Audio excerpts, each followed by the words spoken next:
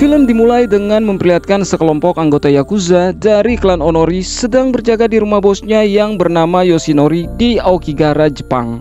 Seorang pimpinan klan bernama Kenjiro menemui Yoshinori untuk melaporkan kalau wanita penghibur yang dipesannya sebentar lagi akan segera tiba.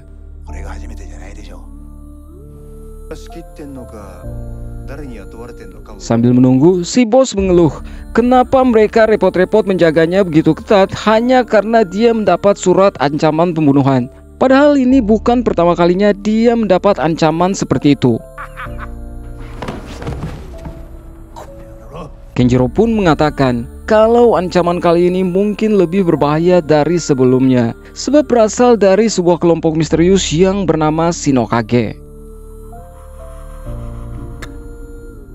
Tak lama kemudian salah satu anak buahnya datang dan memberitahu kalau wanita pesanan bosnya itu sudah datang. Kemudian si bos mulai menikmati malamnya dengan santai sambil ditemani seorang wanita yang memainkan lantunan musik shamisen.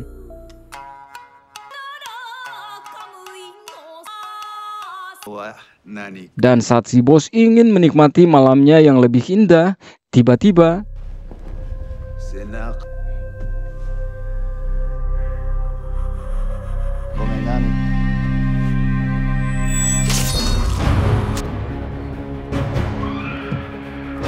mendengar suara teriakan dari si wanita penghibur, Kenjiro bersama para anak buahnya segera berlari menuju kamar bosnya itu. Dan betapa terkejutnya dia saat melihat bosnya itu sudah tewas dengan kepala terpenggal.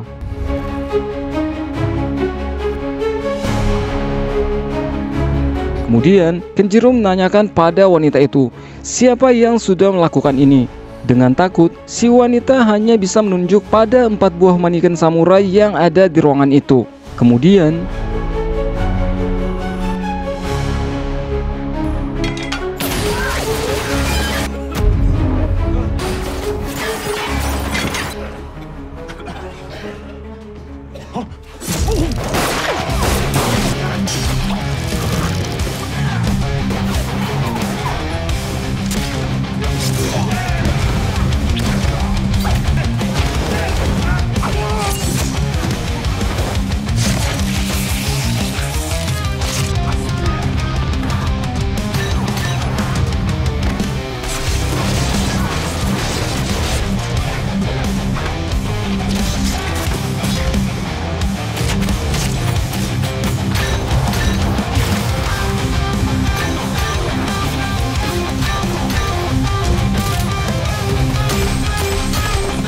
ya, tak sengaja orang misterius ini menembak si wanita penghibur yang seketika membuatnya lupa kalau Kenjiro sudah bersiap menembaknya. Alhasil,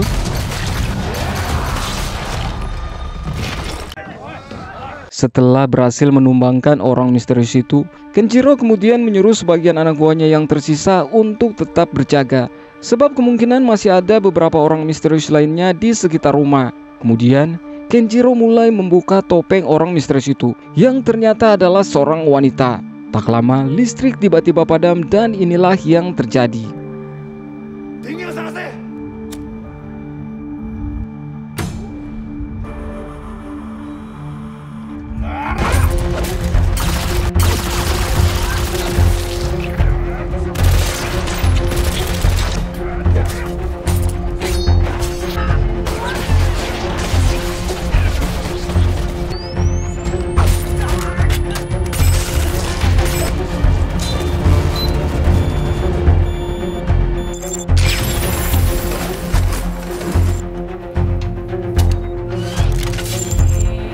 Ya, ternyata orang misterius yang satu ini juga seorang wanita.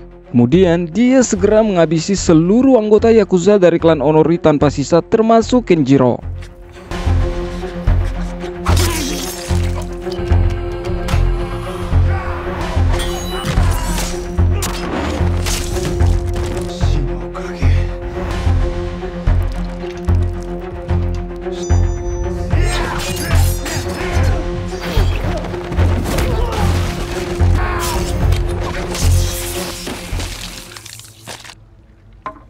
Setelah itu wanita misterius ini menghampiri rekannya yang sebelumnya terkena tembakan dari Kenjiro. Lalu kemudian dia menancapkan sebuah serum di tubuhnya dan seketika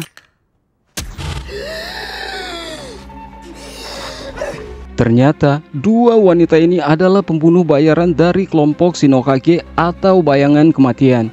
Mereka ditugaskan untuk menghabisi semua target dan salah satunya adalah klan Onori dari Jepang. Dia bernama Umbra atau instruktur Umbra, pimpinan para pembunuh bayaran. Dan ini anak didik Umbra, salah satu pembunuh bayaran terbaik yang dijuluki 13, sebuah nama kode dari organisasi mereka. Setelah menyelesaikan misi ini, mereka kemudian pergi.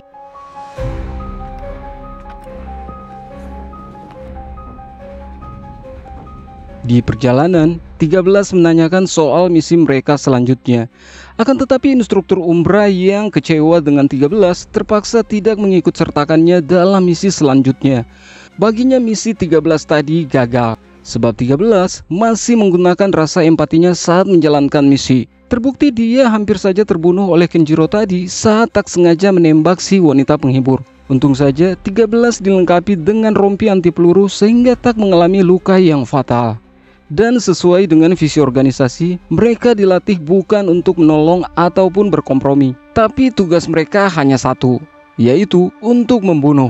Oleh karena itu 13 pun harus diistirahatkan sementara waktu dari misinya dan akan dipulangkan ke Jakarta. Dan berhubung Umbra mendapat tugas mendadak di Kamboja yang harus segera diselesaikan, terpaksa dia tak bisa menemani 13 berlatih selama masa skorsnya itu. Meski begitu, dia berharap agar 13 bisa merenungkan kegagalannya selama waktu istirahatnya. Dan juga dia mengingatkan kembali kalau tujuan hidup mereka hanya menyelesaikan misi yang diberikan oleh organisasi mereka, yaitu Desado. Telah dihabiskan untuk menjadikan kamu yang terbaik. Ingat itu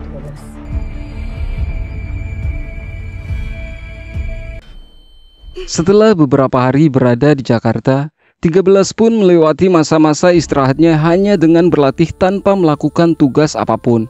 Bahkan, saking tak tahannya cuman berdiam diri seharian penuh di rumah, dia terus-terusan berusaha menghubungi instruktur Umbra melalui saluran telepon umum rahasia.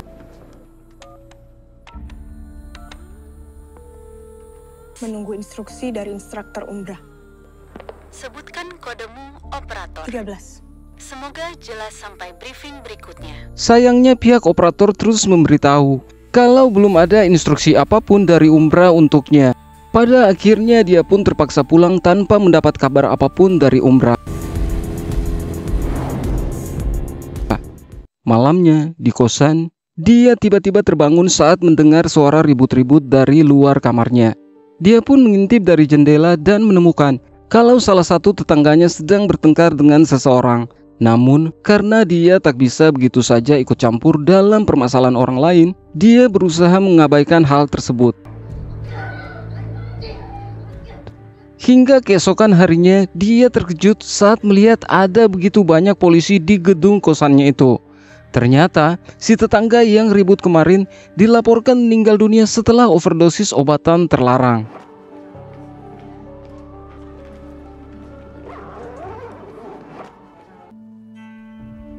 Malamnya, saat 13 sedang makan bakso, tiba-tiba ada seorang bocah laki-laki yang datang menghampirinya.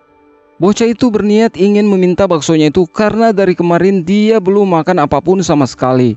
Jelas, 13 orang yang tak tegaan dengan senang hati mempersilahkan bocah itu. Dan ternyata bocah ini adalah Monji, anak si tetangga yang meninggal tempo hari. Di sini 13 berkata kalau dia sudah tahu mengenai soal ibu Monji yang terlibat pertengkaran serius tempo hari dengan seseorang. Pada akhirnya Monji pun curhat ke 13 kalau dia tak percaya dengan hasil otopsi dari polisi bahwa ibunya meninggal akibat overdosis barang haram. Dia yakin ibunya pasti dibunuh oleh seseorang dan dia mencurigai Haga sebagai pelakunya sebab ibunya bekerja di klub malam milik Haga dan selalu ibunya mendapat perlakuan kasar. Bahkan luka bonyok di wajahnya ini adalah ulah Haga. Mendengar cerita itu akhirnya 13 tahu kalau keluarga Monji berhadapan dengan seseorang yang berbahaya. Enggak, mereka bunuh mama. Tapi Haga yang mukulin anakku. Esok harinya, karena masih mengkhawatirkan Monji yang tinggal sendirian, 13 mampir ke rumahnya untuk memastikan keadaannya. Akan tetapi, dia mendapati kalau pintu rumahnya sudah dalam kondisi terbuka. Dan juga dia tak menemukan keberadaan Monji di sana. Tiba-tiba dia mendengar seseorang yang menyebut nama Ibu Monji yang berniat masuk ke rumah itu. Iya, ini gue udah sampai di rumahnya Astri. Mulai obrak-abrik. Ini gue cari apa? Dia bernama Jackie, salah satu anak buah Haga. Dan saat ini dia ditugaskan datang ke rumah Monji untuk mengambil barang bukti yang disembunyikan Ibu Monji tempo hari.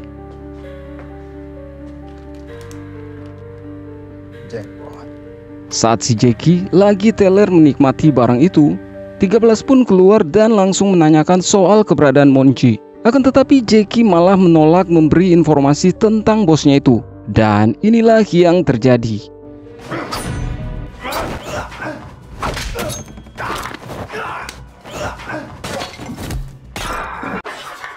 Akhirnya, setelah diberi sedikit oleh-oleh sisa dari Jepang, Jackie pun bersedia mengantar 13 untuk menemui Haga. Udah aja dah lu, kagak berurusan sama mereka. Sesampainya di sana mereka bertemu dengan saudari kembar Haga yang bernama Soriah.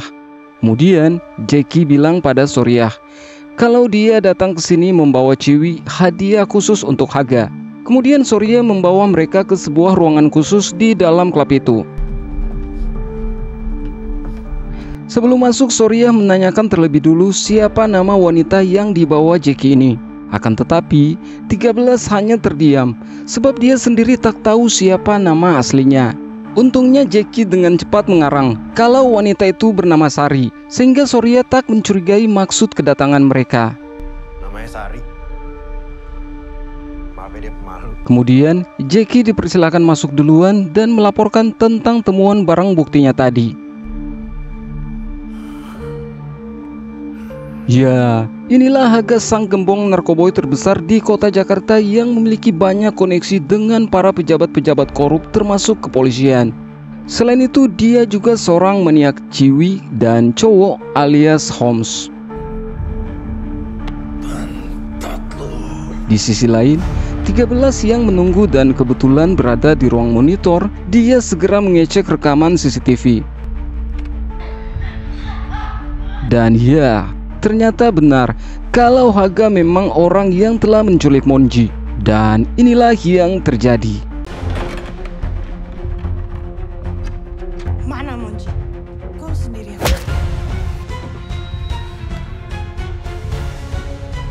Bos gue kagak tahu. Itu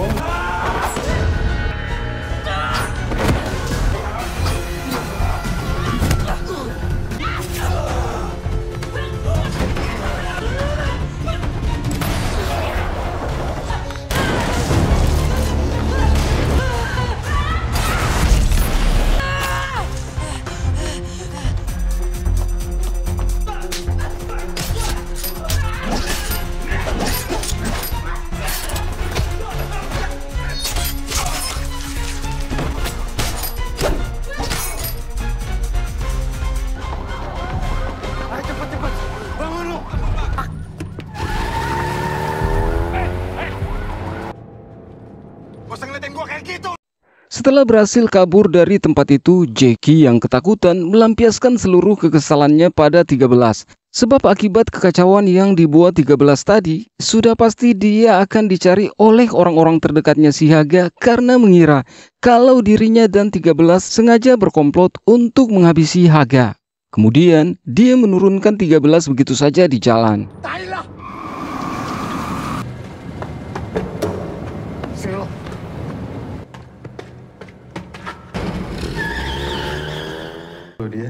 Di kantor polisi, seorang inspektur kepolisian bernama Prasetyo terlihat sedang menginterogasi seorang sopir truk dan memaksa agar bapak sopir ini mau mengakui kesalahan yang tidak dia lakukan.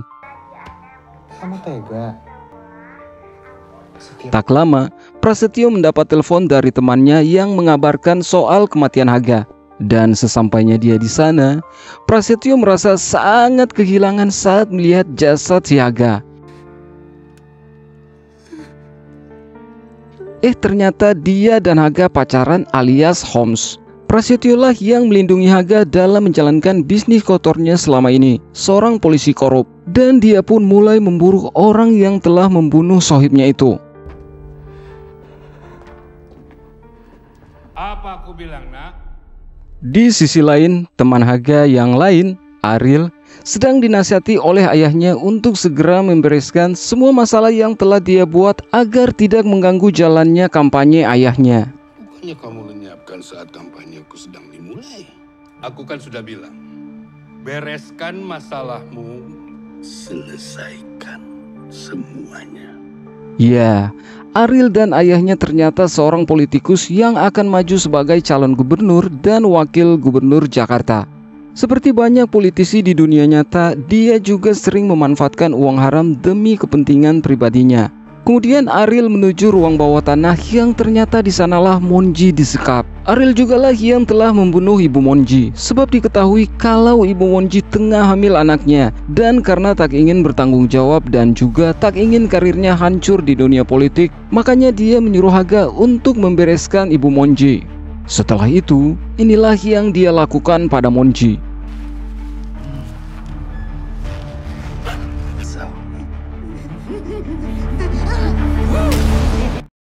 Beralih ke Jackie. Di sana dia hanya tinggal berdua bersama neneknya yang sedang sakit parah.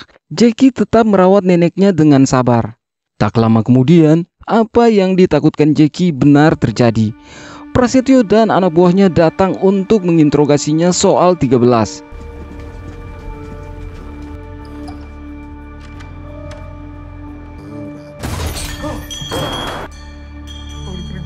Prasetyo terus memaksa Jackie dan mengancam akan menghabisinya dan sang nenek jika Jackie tak segera memberitahu di mana lokasi 13 saat ini.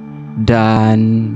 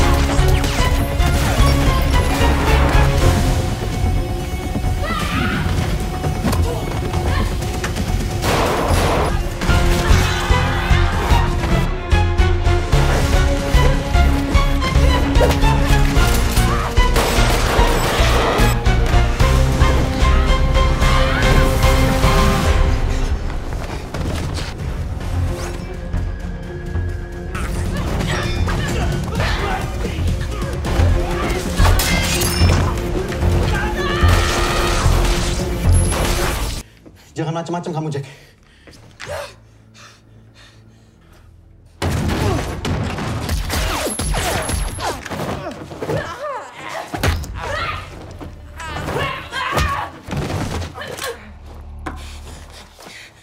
Mana Monji? saat 13 mengancam dan akan menghabisi si Prasetyo jika tak memberitahu di mana keberadaan Monji, tiba-tiba Jackie mencegah 13 karena dia takut masalahnya akan semakin rumit. Alhasil, Prasetyo mendapat bonus umur dan berhasil kabur dari tempat itu.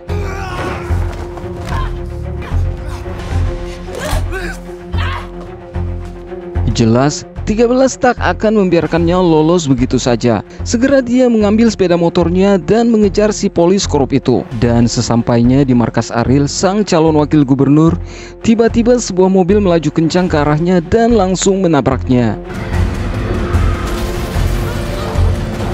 Ternyata, dia adalah Ariel yang datang untuk menolong sahabat semaksiatnya itu. Jelas, Prasetyo yang melihat itu sangat senang karena akhirnya orang yang sudah menghabisi kekasihnya itu tumbang. Dan tiba-tiba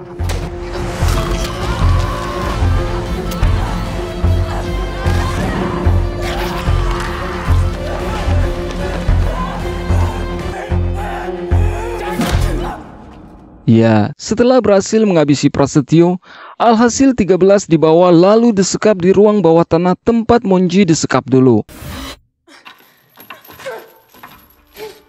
Dan saking kesalnya si Ariel karena 13 sudah ikut campur dengan urusannya, bahkan sudah menghabisi dua sahabatnya itu, dia berniat akan menghabisi 13 saat itu juga.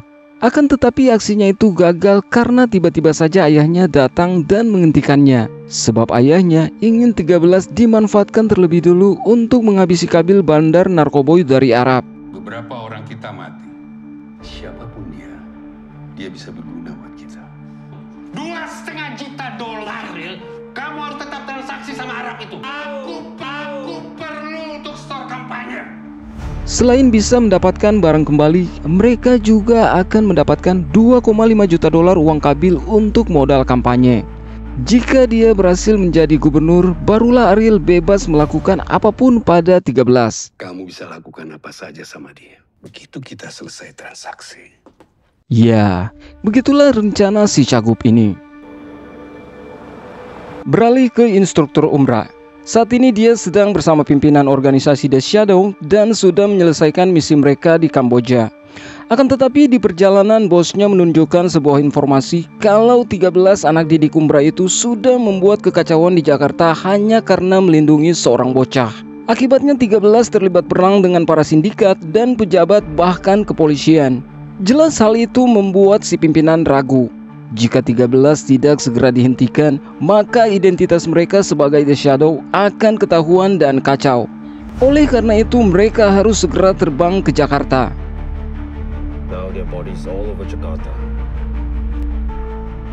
Kembali ke 13. Salah satu anak buah Ariel membawa Jackie yang tengah menggendong Monji.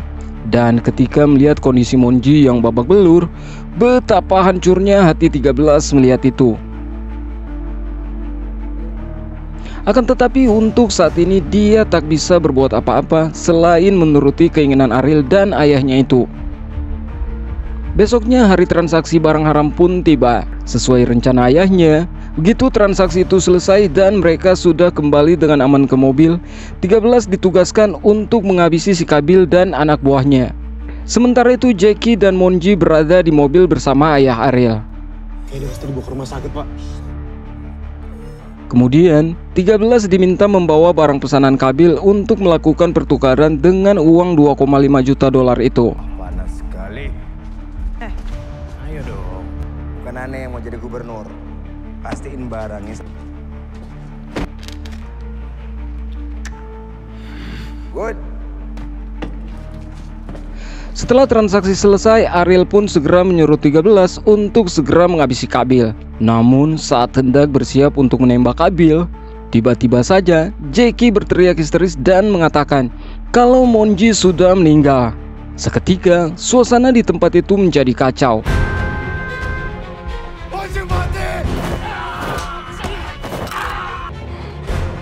Saking marahnya 13 yang tadinya ingin menghabisi Qabil malah berbalik dan mencari Ariel. Sementara Qabil yang merasa dikhianati oleh Ariel juga menyuruh seluruh anak buahnya untuk menyerang balik. Dan inilah yang terjadi.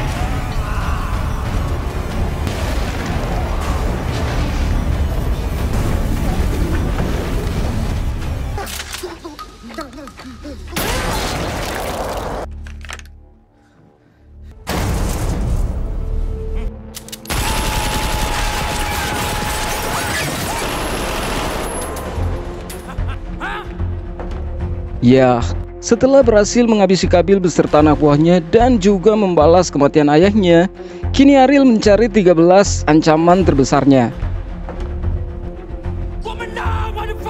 Dan saat Soriah akan menembak Jackie, tiba-tiba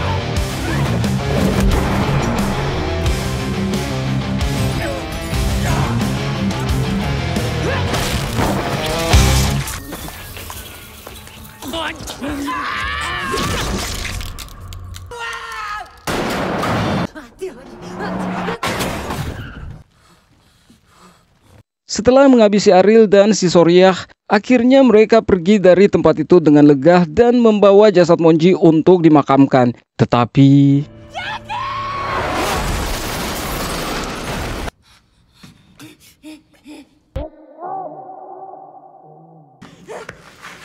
ternyata mereka adalah pimpinan organisasi The Shadow dan juga Umbra. Kedatangan mereka ke Jakarta adalah untuk melenyapkan 13. Sebab 13 dianggap sudah membahayakan misi-misi mereka dan bisa saja akan melibatkan mereka dalam masalah baru di Indonesia. Untuk itu, si pimpinan menyuruh instruktur Umbra sebagai yang bertanggung jawab agar segera membereskan 13 saat itu juga. Meskipun Umbra diketahui sebagai instruktur yang sadis dan tak kenal kompromi, akan tetapi entah kenapa dia terlihat ragu saat akan menghabisi 13. Dan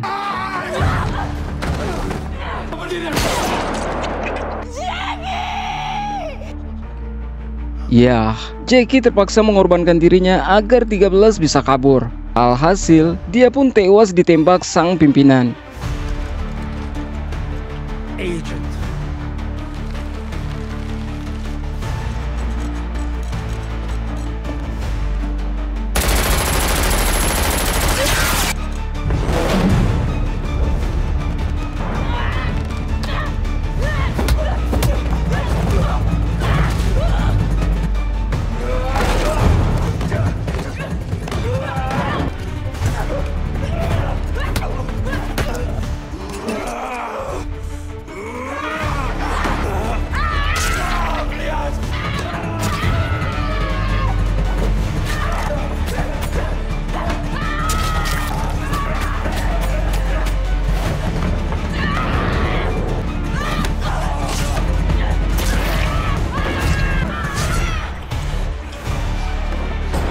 Setelah dengan susah payah bertarung mati-matian, akhirnya 13 mampu menghabisi si Jangkung. Akan tetapi perjuangannya tak berhenti sampai di situ.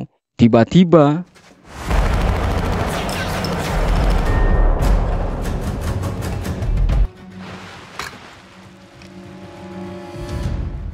I know.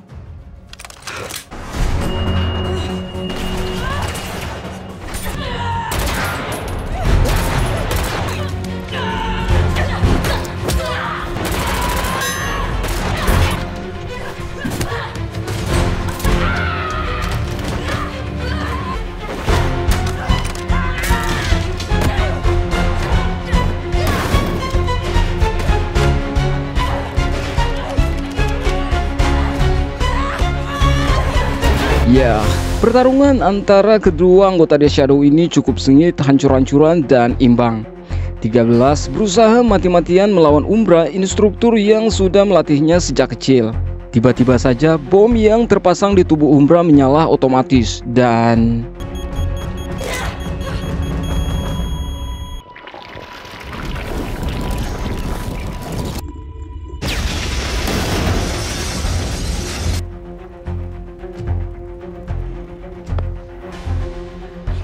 Saat itulah 13 menanyakan pada Umbra tentang jati dirinya dan apa yang sudah terjadi.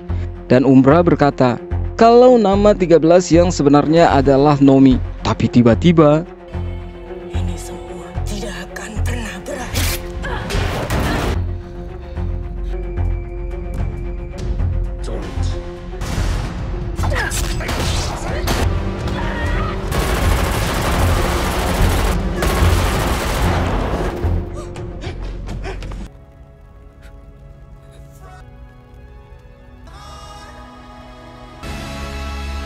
Setelah berhasil menghabisi si pimpinan The Shadow dan merasa ini semua sudah berakhir, Nomi kemudian memakamkan jasad Monji. Akan tetapi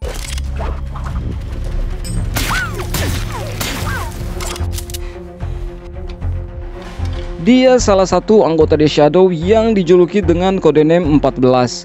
Dia datang untuk menghabisi Nomi atas perintah pimpinan tertinggi The Shadow, sekaligus melampiaskan ketidaksukaannya pada Nomi karena Nomi lebih diunggulkan daripada dirinya. Kemudian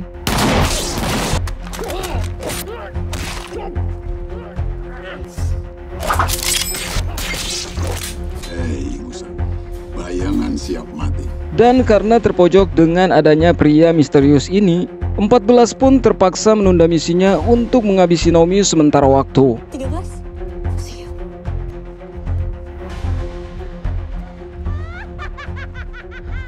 Ternyata orang yang menyelamatkan 13 adalah Master Burai, guru instruktur Umbra dan juga Nomi, yang tak lain adalah